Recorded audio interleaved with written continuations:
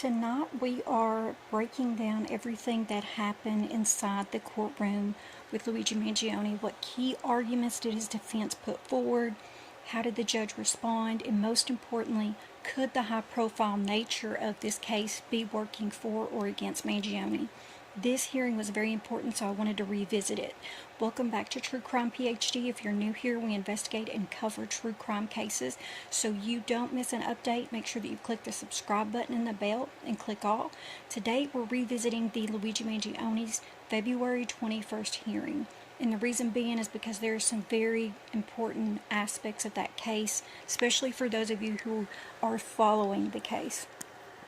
And I just want to kind of go over the key aspects, because being that there are three different entities charging him with from the one crime, it can be rather confusing. So we're going to briefly break down some of those aspects and what this hearing was about and everything they went through. And we also have some important information about Mayor Eric Adams, which absolutely regurgitates me. Okay, so we'll start with the procedural hearing.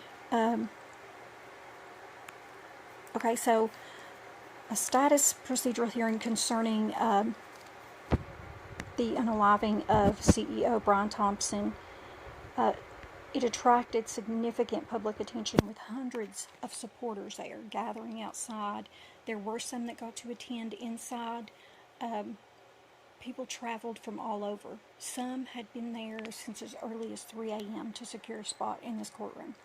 So that's how important this case is to a lot of people. So I want to make sure that we go over every element of this case so that everybody gets a full understanding of what's going on here.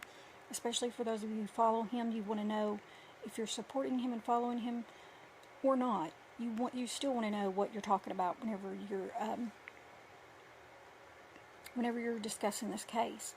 Courtroom, Mangione appeared shackled. He was wearing a green cable knit sweater, khaki trousers, and a brown penny loafer. A lot of, that caused a big spark spectacle for most in the social media.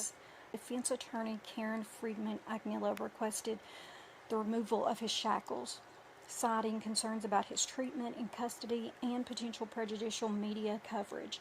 The judge denied that, unfortunately. Stated in her previous visits with Mangione, this was not an issue.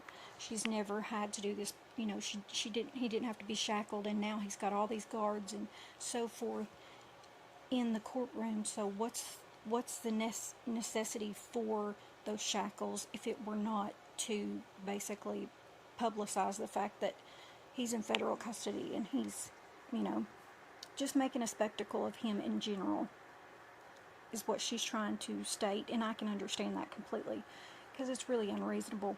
So prosecutors basically outlined the evidence against him, and this is the state.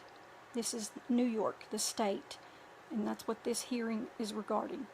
We have federal, and we also have Pennsylvania, Altoona charges, and those they're going to wait to handle after some of these are more, brushed over, what have you.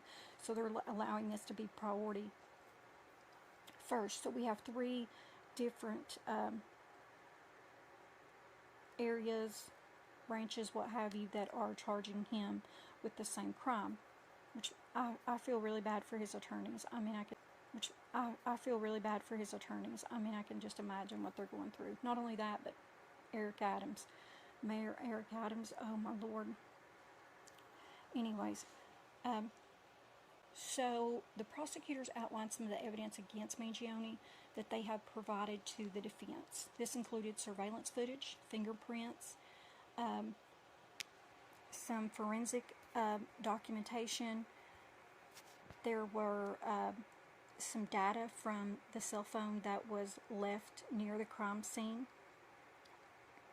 There was body cam footage, police reports, and things like that were included in the information and evidence that was provided to the prosecution, or to the defense team, I apologize.